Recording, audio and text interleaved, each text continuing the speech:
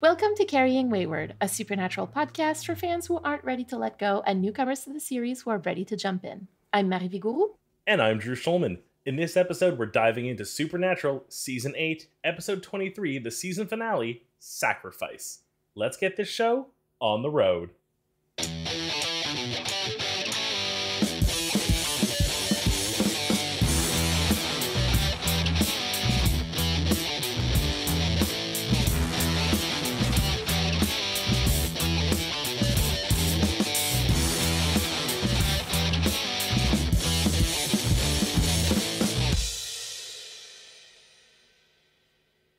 Before we get started this week, we just want to remind you that we're going to have a bit of a hiatus before we start Season 9. We just need a little bit of time to figure out how we want to move forward with it and just how we want to do things going forward. So coming up, we have some specials planned, and we're going to be releasing those every second week. We're not sure yet how long we're going to be on hiatus, but in the meantime, we each have some pretty cool projects that are going on that you might be interested in. So Drew, why don't you tell us where people can find you? Yeah, if you want to hear more of me trying to be funny, I might, try to be. I suggest checking out the episode of Gate Leapers that I've been on. First and foremost, I'm going to suggest the one that I debuted on with Mary, where we did an episode on Supernatural. But they've had me on quite a few times since, and I'm going to put a little tweet together with links to all the ones I've been on, and maybe some other best ofs I'd recommend even if I wasn't on them, because they're just such a good team. I really want to celebrate the fact that they're doing their first ever live episode, and they invited me to be a guest for it. That'll be September 21st. I'm so excited. I don't know if they've said what the subject of that episode is yet, so I'm not going to spoil it here, but it's something I'm very passionate about. But if you want to make sure you don't miss that, follow me on Twitter at BoxlessThought, and them over at Gate Leapers on Threads and Instagram. And Mary, what do you got going on? Well, you can find me on Twitter at MaryTurner_. And I also just started a Hannibal podcast with Jeremy Greer from Monster of the Week called Rude Eats. And so if you've ever watched Hannibal, wanted to watch Hannibal, but just weren't too sure about it, I think that you should definitely give us a listen. Find us on Twitter at Rude Eats and go to rudeeats.cool. It's a pretty sinister feast, and we're always looking for more dinner guests. This week, patrons and coffee supporters got to hear us answer the question, have you ever seen a shooting star? On the supporter-exclusive Impala Talk feed. You can go to carryingwayward.com to support us and claim your perks. Well, season finale this week. Here we are. We're officially over the hump now in terms of where we are in the series. Finally finished season 8. If I may share an amazing finale, I thoroughly enjoyed it. It's left me with so many questions, but more just things I want to now see move, continue on. I want to see where all these threads are leading me. Nothing I predicted came true. Nothing I ever would have expected happened, and it's all completely out of left field, and I'm very impressed by that. Would you like to give us a recap?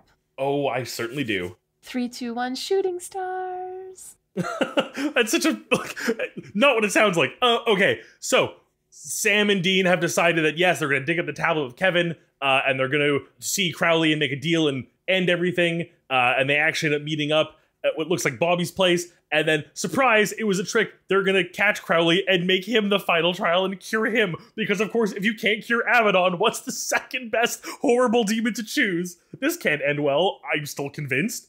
Cass is working with Marv/Metatron again to continue their heaven trials. Now they need Cupid's bow, which is actually their hand. That's a whole other weird thing. I don't know if we knew that before, but it was weird. And also a weird thing where it proves that God's cool with gay romance, which I love. Oh my god, I'm trying to do all this in order because there's so many little things. Sam ends up solo dealing with Crowley, which also gets Abaddon back, but then holy oil burning the body, so she flees it, so Abaddon's literally up in smoke. Crowley begins to crack, and it's really interesting to see him kind of almost gain humanity, but we have to stop there for a second, because now Dean has left him alone to go do this, because he's with Cass, because they're trying to figure out this Cupid thing, because Metatron's been kidnapped by Naomi, because I forgot about that part already. Oh my god, I'm running out of time. Not that I have a timer. Naomi tries to, bargain with them, being like, something's not right, this doesn't make sense. Kevin, who's like, I'm out of the game, is like, wait a second, the thing's on this tablet, and what you're saying that Metatron's doing, something doesn't add up here. Cass goes back to heaven, finds Naomi dead with her own drill, and Metatron steals his essence and tries to warn Dean to go stop Sam because he's going to die if he does these trials. And they do, they stop the trial, but Crowley seems to have regained some kind of humanity. speaking of humanity, Cass loses his essence, which is the third trial, and now all the angels are being booted out of heaven and losing their angel powers and are falling to this earth as shooting stars. So Metatron's in charge of heaven. Angels are all not angels anymore or something like that. Cass is basically human, I think. Crowley is almost kind of human, I think. Closing gates hell isn't happening. And oh my god, so many things time. Well, thank you. That was quite thorough.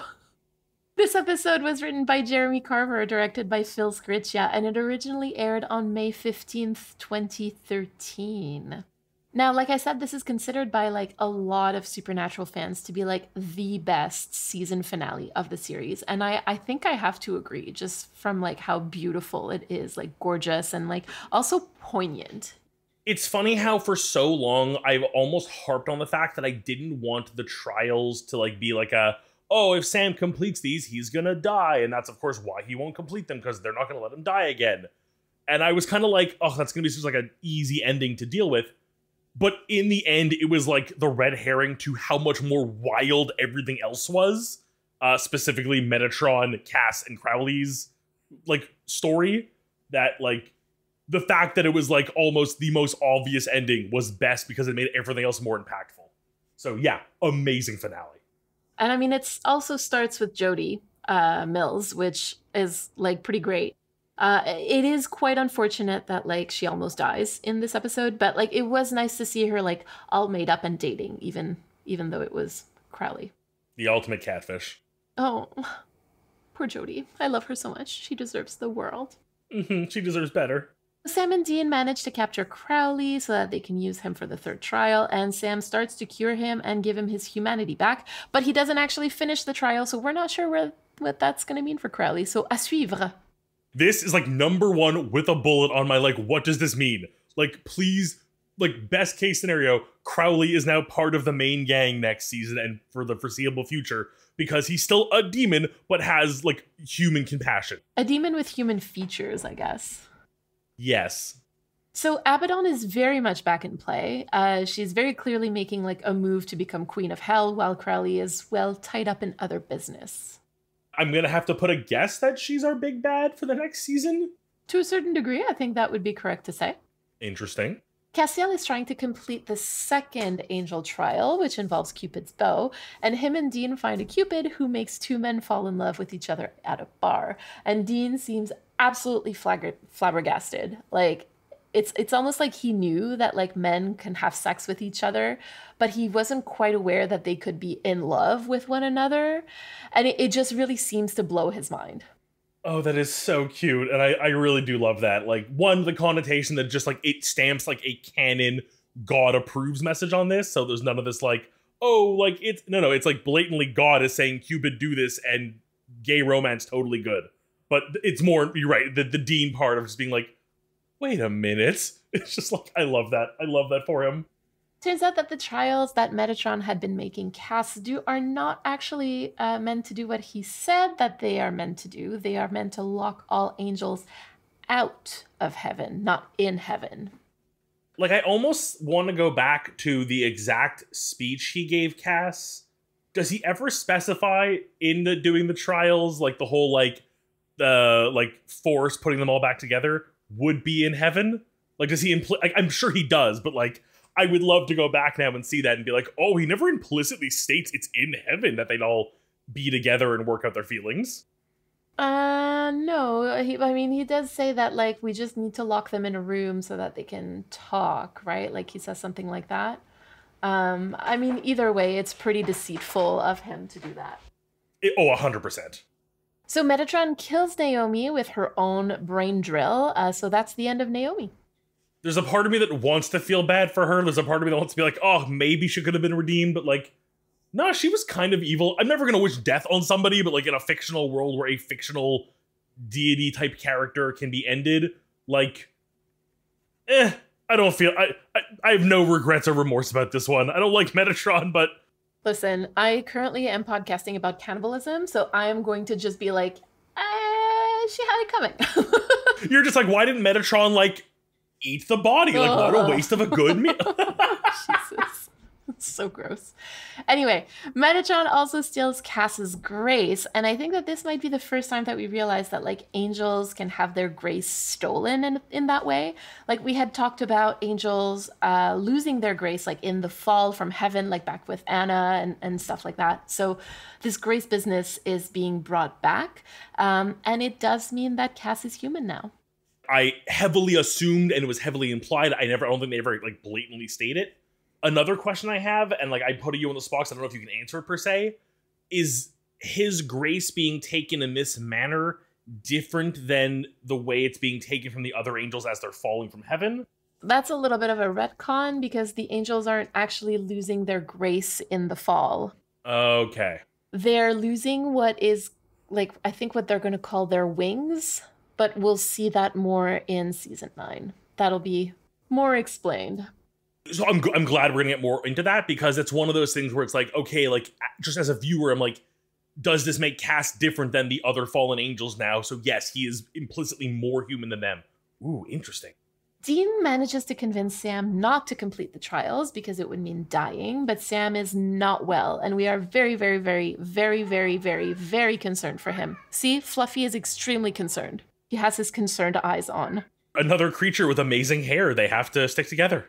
Yes, exactly. There you go. And finally, Metatron completes his plan to lock the angels out of heaven, and the episode finishes on this really, really, really gorgeous shot of like the angels just falling down like shooting stars. And that's how we're set up to start season 9. I also think this is like the first time I can recall where like I'm not just looking forward to the next season to like see what's gonna happen, but like I want to see like the world building around like the new, like I imagine season 9 opening with a news article or a news story of like the thing where like a bunch of shooting stars happened and it was super weird. Like I'm really intrigued to see like the world building that this causes.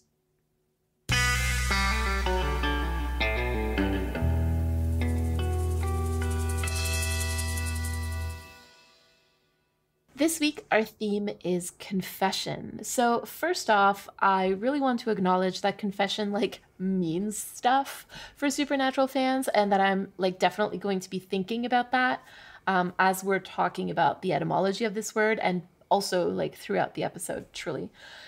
So the word confession comes from Latin con, meaning together, and fateri, which is to admit, which is also close to fari, meaning to speak.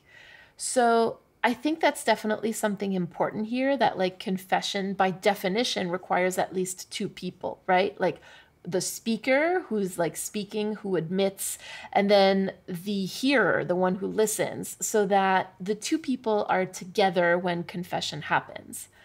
The second aspect of confession that I think is really important in this context anyway, is that the act of confessing has to have risk and consequences, because the original religious meaning of confession was to admit to your religion despite the danger or risk of persecution.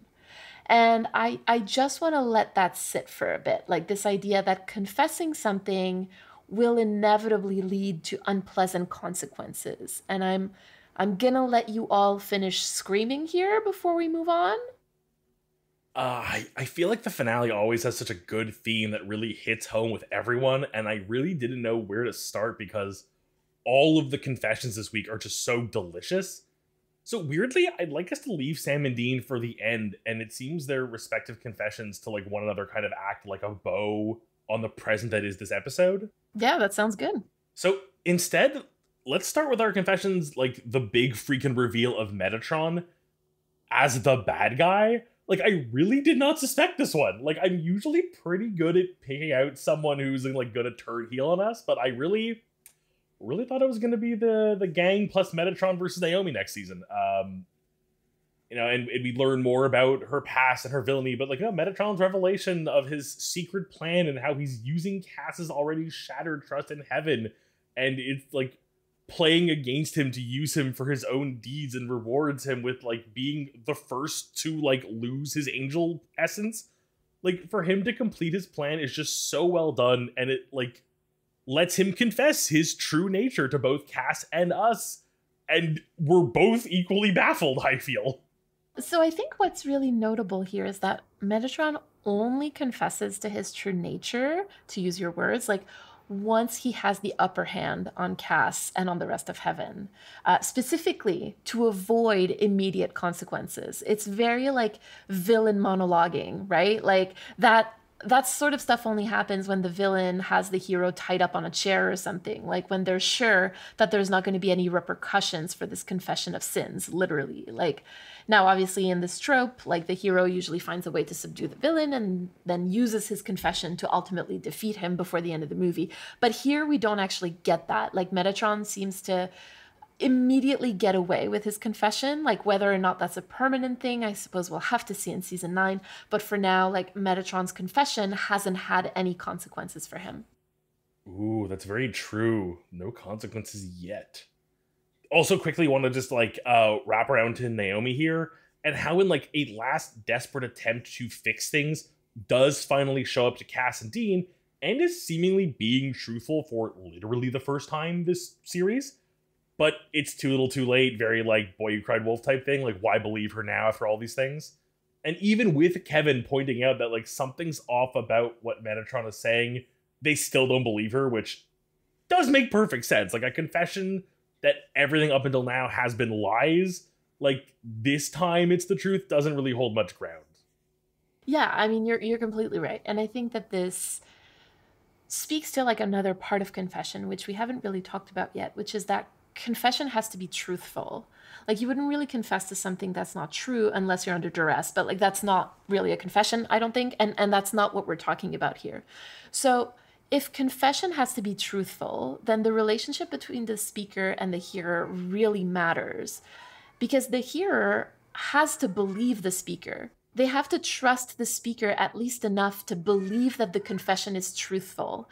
And here, because of Naomi's past like pattern of behavior in terms of the lying and the manipulating and the reprogramming, like Cass just doesn't believe her. And I don't blame him. Like, when someone's lied to your face repeatedly, it's really not easy to trust them again. Like, in an episode with so many confessions and so many like varying degrees, like while, you know, we get Metatron's confession of his evil plots and no consequences, we then have Naomi's confessions to someone who doesn't trust her, and then the repercussions of like no one heeds your warning or takes your warning to heart. It's interesting because there are two sets of consequences, right? There are the consequences if Cass believes her, but also the consequences if he doesn't. And I mean, I think that the consequences are greater if he doesn't believe her, which is, and she does end up losing her life to that. So yeah, I think those are all things that are a part of this idea of confessing and speaking truth. It's very linked to your past patterns of behavior, I think.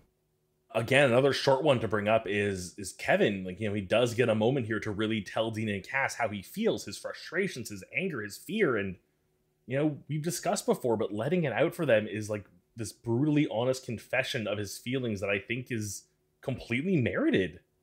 Much like Dean in some ways was like forced into this life, and with each passing encounter with anything remotely supernatural, it gets worse. Like he says, he gave up so much and lost his mother.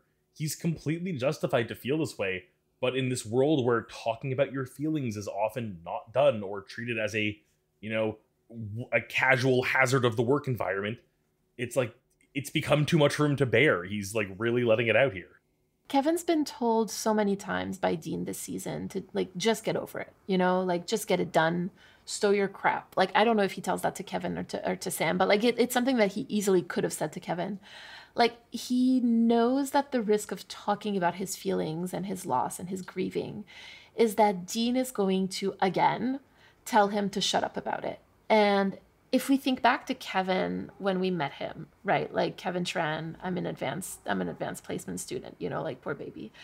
He was definitely like an emotionally fragile person. Like, he hated any kind of conflict or confrontation. And he was just very uncomfortable with all of that. And here he is, like, standing up to Dean Winchester and like Castiel, angel of the Lord of all people, and telling them like, my feelings matter. And it just makes me wonder if maybe there's growth in confession, right? Like, what is the relationship between confession and growth? Oh, I think that's a very interesting angle to take at this. And to touch on it quickly, I would say there definitely has to be some. Because, I mean, as we'll see with the other confessions coming up, much like Kevin's, the confession is both to the person about something you need them to know, but also letting yourself realize these things and like vocalize them for what might be, like Kevin, the first time properly out loud. And that is like catharsis. I mean, like, how often, at least in like portrayals of like therapy on TV and movies, is like the first thing just admitting it, like saying it out loud, like, yes, I'm whatever XYZ issue is. So I get Kevin's like, the confession matters even just to himself.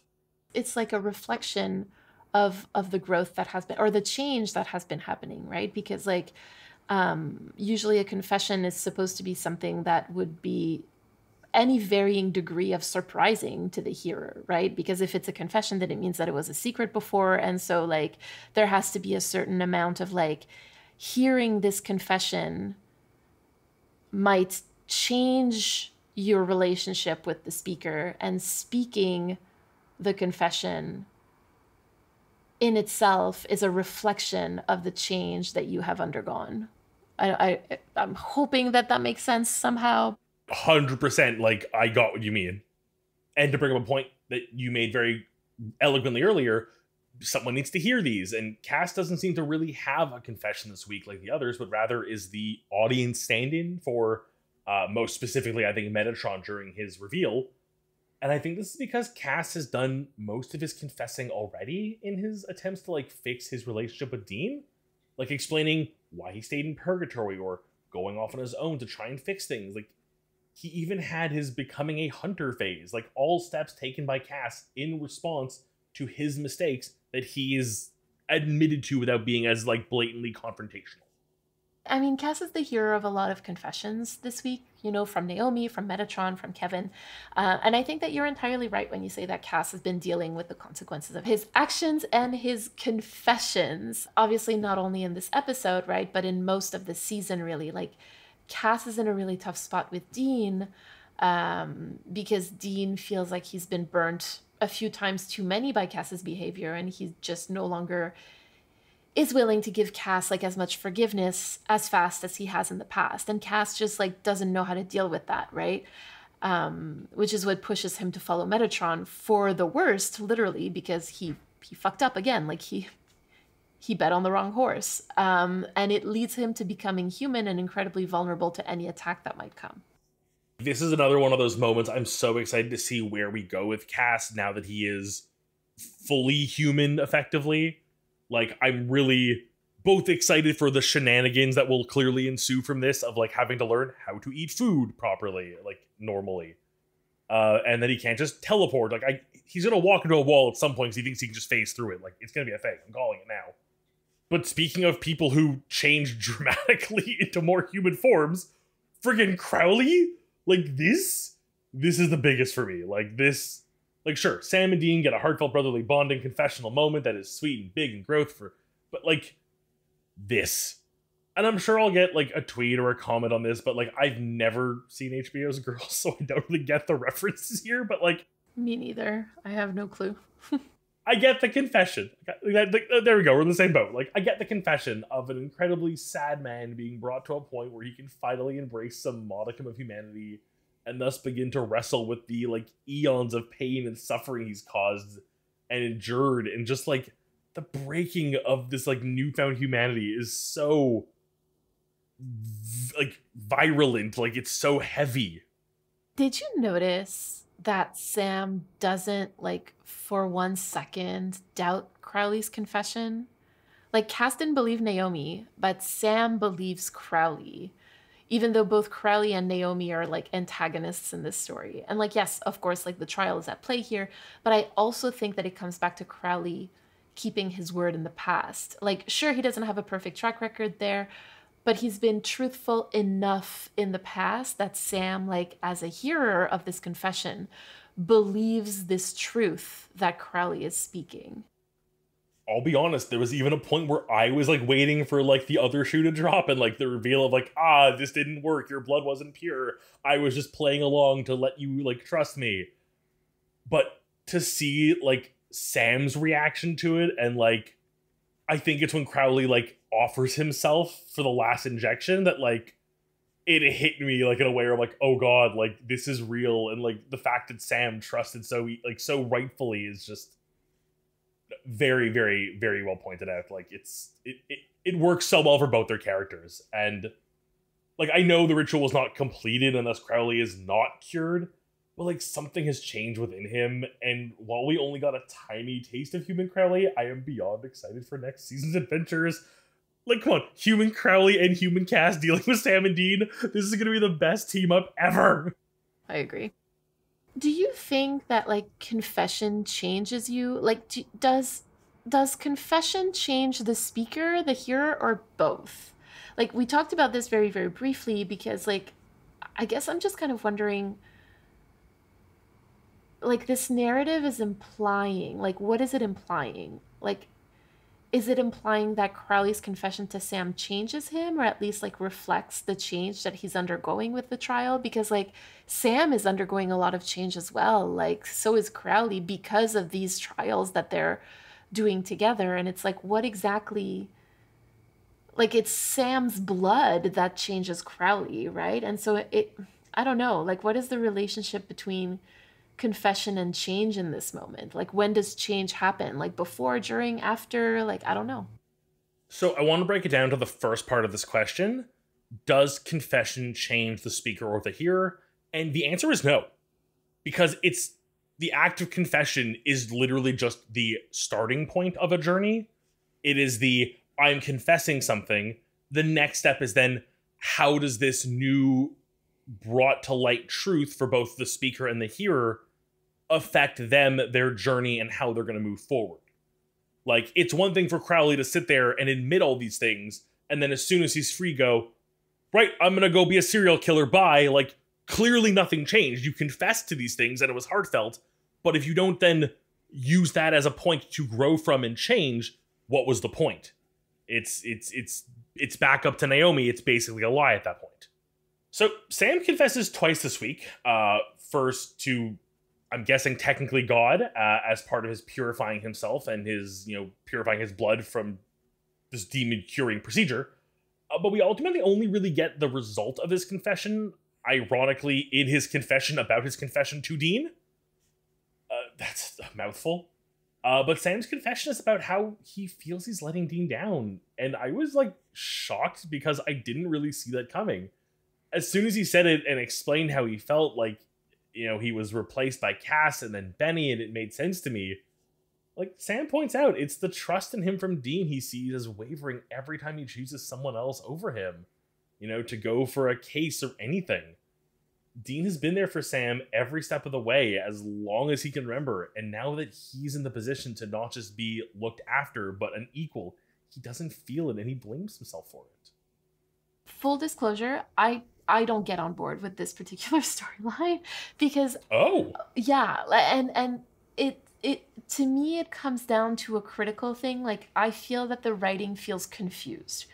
And clearly you disagree with me, which is totally fine. I'm sure that a lot of people also disagree with me, but this is just like speaking from my perspective. Like it just feels like this stuff belongs in season 5 to me because like is not looking for Dean in purgatory and trying to live a normal life really worse than letting Lucifer out of his cage for him to kill off all of humanity? Like, I don't know, man. Really? Like, you know what I mean? Like, I can really get on board with like Sam feeling unclean because like of the whole demon blood thing in his veins, because like we see that in his everyday behavior with like his approach to health and his body.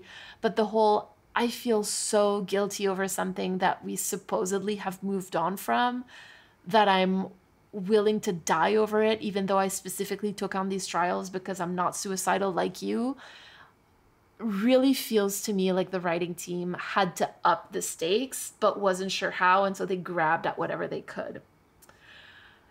That being said, right?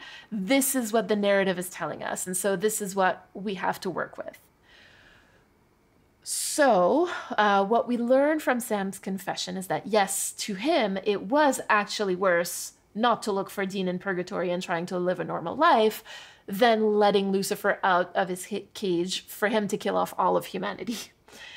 And like, first off, Sam, my darling, I think you need therapy. Like, you need some counseling about that, because they're not the same. But also, perhaps, I think that this speaks to like the surprising or unexpected nature of confession, right? Like, I think I mentioned that earlier, but like, this was clearly something that Sam had kept a secret until now. And like, maybe he wasn't even fully aware of it until he started like really reflecting on it. Honestly, I really like your outlook on this one, because you're right. Like, it definitely put in that context, like taking a step back and going, wait, all these other things, like, yeah, this is a really weird writing plot. And I still feel like this is why I kept saying, like, I don't think the end result is going to be that the trials will kill Sam, because it doesn't feel like the right direction to take it in. So I'm even more so, that's like sitting weird with me. It's tough. Like, I want to say I get why Sam feels the way he does. Like, he's made mistakes too. He's pushed a wedge between himself and Dean in the past. And like, ultimately we'll get back to the fact that Dean cares about Sam as much as he ever has and is always working to protect him. But Sam sees the mistakes he's made and feels he needs to like atone for them. And if that means losing his life to save the world, so be it. Like, I don't, like, even now as I'm saying it, like looking over this again and like thinking what you said, like it does feel very season 5. It's exactly what happens in season 5, actually, right? Like, he wants to atone for, he atones, the way that he can atone for his mistakes is to give up his life, right? To have Lucifer, to jump with Lucifer in the cage. And so obviously it's very emotionally impactful, because those are story beats that we know, that we understand, right? And this time Dean is able to stop him from his metaphorical jump in the cage, right? And so maybe that's the emotional release that that the writers were looking for. But yeah, I don't know. Like, I think that's my issue with the Carver era, is that it's a little it's so angsty that sometimes I'm just like, this is a lot. I'm like, 2 minutes ago you were like preaching the opposite of what you're preaching now, and I'm like, that's a lot of preaching, my boys. Like, so anyway, but that's more of a me thing than anything else. I know people love these seasons and they're fantastic. This is a great story. Like, it's all great. I'm just kind of, I guess, like talking about my view on them. That's all. And they're very valid points, and they're like actually really nice to have, because they're things that I didn't see right away. And like, now that I have this like altered perspective, it does put a lot of things into like a different, like, but I guess we'll leave Sam behind a bit and see if Dean's a little better. Because this week he doesn't, like, I don't feel he confesses to anything really, but more so reiterates his feelings, which I feel like were very well known. And I really want to quote Dean's line to Sam here. I'll gravel up a little bit. Listen, man, I know we've had our disagreements, okay? Hell, I know I've said some junk that set you back on your heels. But Sammy, come on, I killed Benny to save you. I'm willing to let this bastard and all the sons of bitches that killed Mom walk because of you. Don't you dare think there's anything, past or present, that I would put in front of you. It has never been like that. Ever. I need you to see that. I'm begging you.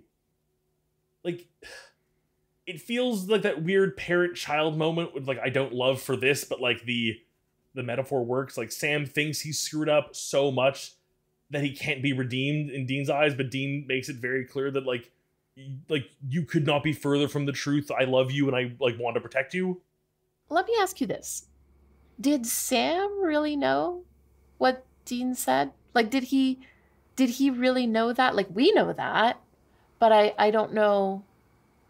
I don't know if he did. And I do think that there's a really strong argument to say, like, yes, of course he did, especially because of like Dean's actions and Dean's behavior like throughout his life. Like, it's very clear that Dean cares about him like above anyone else.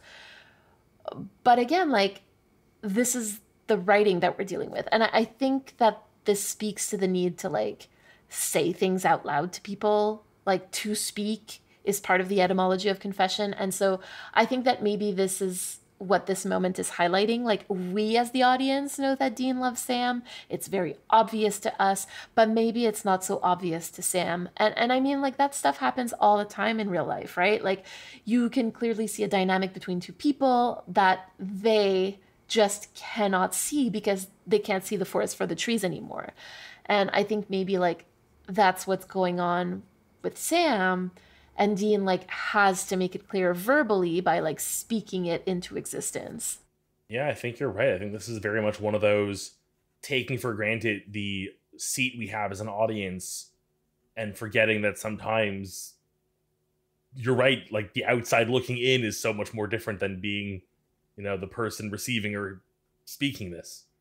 Because I mean, the reality is that a lot of us relate to Dean, and I'm speaking about myself here, right? Like a lot of us relate to Dean, and so it's easy for us to see. Of course, Dean loves Sam, but realistically, if we were in Sam's shoes, it would not be that obvious to us that he loves Sam, right? Like Dean is not an easy person to show affection, to show love, to display that, right? Like, and so I think this is where this stems from, right? Like, anyway, we can talk about the brothers like love languages another time, but like I just think that they have trouble communicating that to one another. I don't think this ruins the ending of the season for me, but like it shows how it feels like weirdly like forced, but then everything else around it was so good that it's like forgiven. Oh, absolutely. Like this is still like one of my favorite episodes, right? Like I love this episode, love this finale, like absolutely amazing. I like, to me this doesn't take away anything. It's just like, you know, I don't know, little things.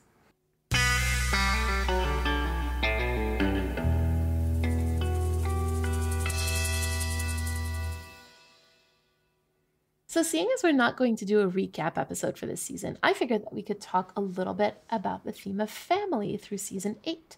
So, I brought out some of like the most like obvious family relationships that are explored in this season, and the very first one and the most obvious one is Sam and Dean, obviously, right? So it's been a pretty tough season. They really had to navigate like some major setbacks in their relationship, and I'm not even interested in like weighing in on who was right here. Like, we did enough of that through the season. The fact is that they had to deal with it before they could move forward. Like, it was clear that they weren't able to just move on. Like, there had to be some deeper conversations, some deeper discussions, and part of that discussion happens to happen in the season finale about like their love and their commitment to each other, about their relationship, basically. Like, this ending almost makes more sense for what they were aiming for when you look back at them as a whole this season and the like fracture in their relationship and the family dynamic. And kind of the bow on this season is like them reconnecting as brothers. We also have Dean and Benny's relationship, which is described as quote unquote brotherly in Blood Brother. And again, we're not going to litigate that. We talked about it at length about how like historically queer people would hide behind the idea of like being as close as siblings in order to hide like the true nature of their queer romantic relationships. And basically we find out that like Dean and Benny would do pretty much anything for each other. And Benny literally gives up his life for Dean just because Dean asks in the end.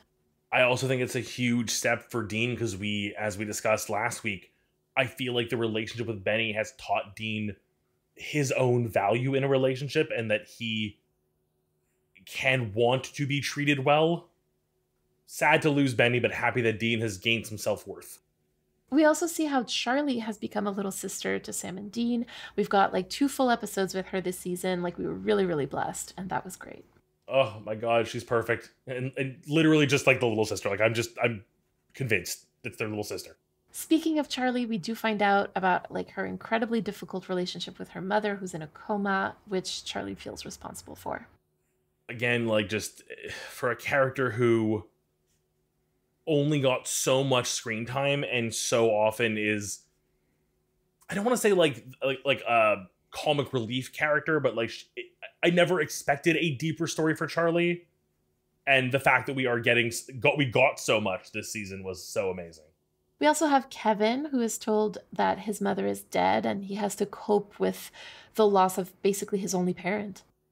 These last seasons of Kevin and the evolution and his confessions this week, and just dealing with the emotions of being like Dean, forced into this life effectively, and seeing what he loses and how, yes, he's gained some level of family, whether it's, chosen or kind of like forced upon him with Sam and Dean and Garth, but like to lose your mother, like, fuck, man.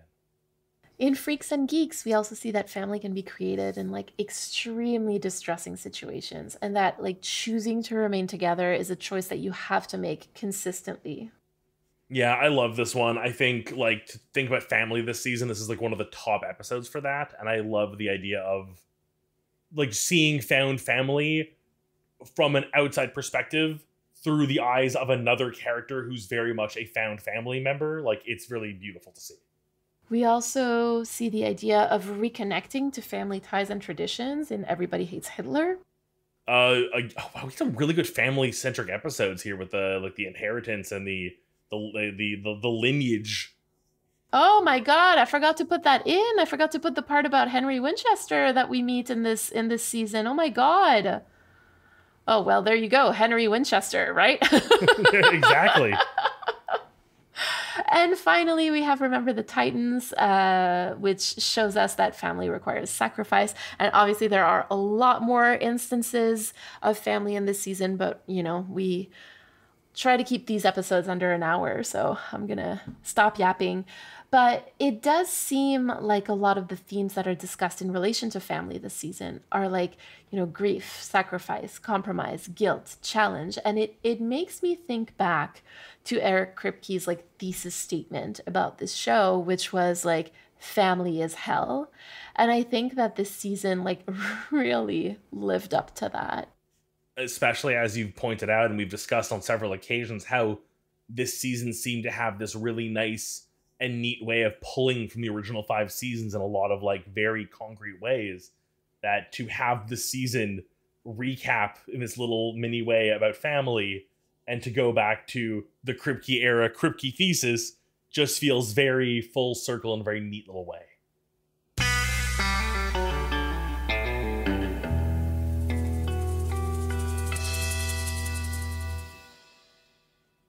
This week, we have a message from Shay, and before we listen to it, we want to remind you to send us a 3-minute voicemail.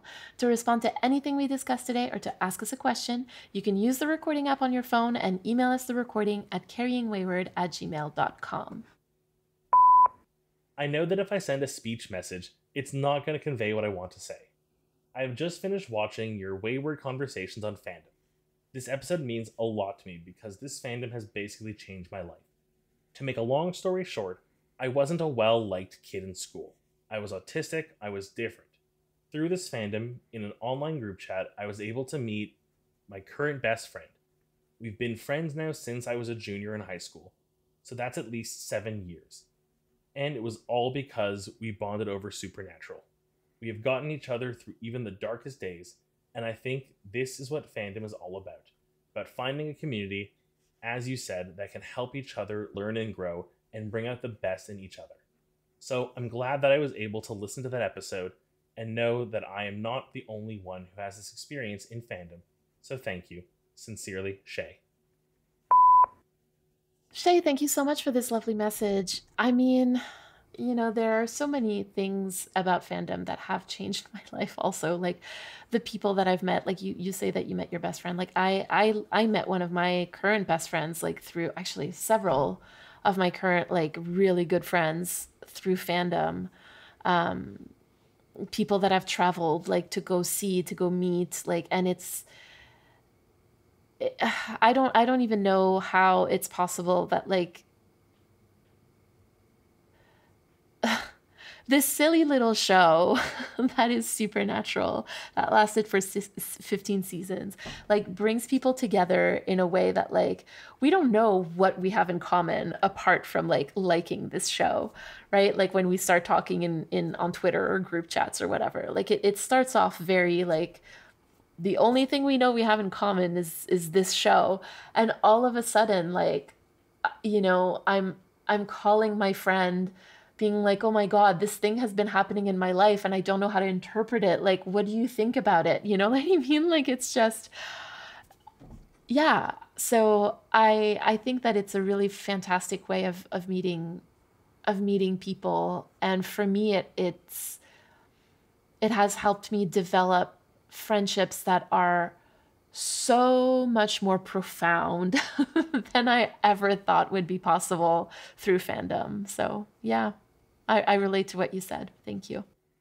Thank you for this message. I mean, I feel like a broken record here, but like I 1000% get it. Like as such a huge geek with so many like niche fandoms I've fallen in love with and met people through. But I also want to touch on something else that I've done a few times now. And I almost feel like it's a bit of like a passing of a curse, but like when you can invite someone into a fandom that you are passionate about and watch them fall in love with it the way you did. And I mean, like, I'm saying that now and now realizing that you've basically done this to me with Supernatural. And I've met so many amazing people, both as a podcaster with you, but also in this space, in this fandom. And I've made so many great connections and friends. But it's also been pulling other people in different fandoms. And like, even just like my wife, who was never a huge like into nerdy content stuff, and like slowly wheeling her into Doctor Who. And now we'll go to cons and take photos with the stars and go see them live. Like, fandom is such a great way to meet people, but also to like strengthen a bond with somebody. Like I have friends that I'm convinced we may have drifted apart if not for the fandoms that helped like glued us together or like rekindled our friendship. So like the magic of fandom, I fully get it. So thank you for sharing with us.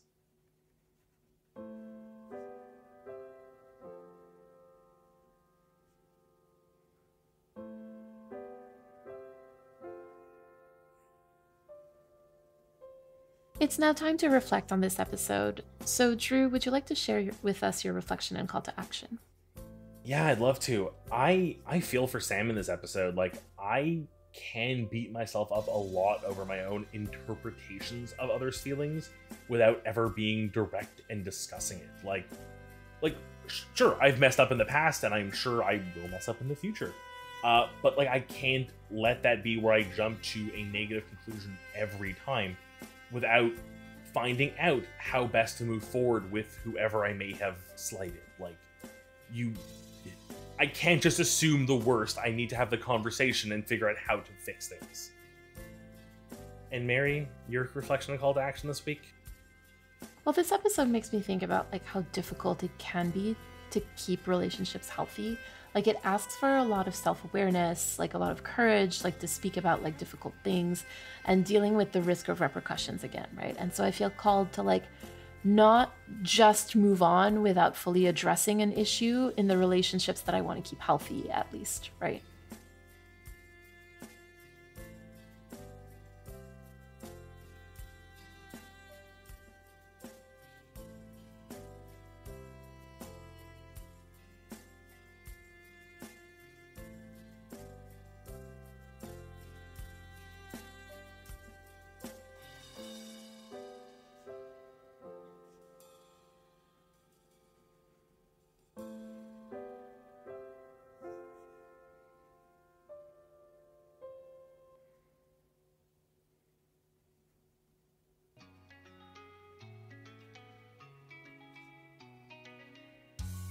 This was Carrying Wayward, a Supernatural podcast produced by Rochelle Castellano, hosted by Drew Schulman and Marie Vigourou. Thank you to everyone supporting us on Ko-fi or Patreon, especially our bunker supporters, Elle, Jeremiah Thomas, and Simone. We'd also like to thank Jake Lionheart for our music and Jacqueline Tucci for additional sound editing. Head over to carryingwayward.com to become a patron or a Ko-fi subscriber and for our merch store and our socials. And write us a review on Apple Podcasts. Carry on, our wayward friends.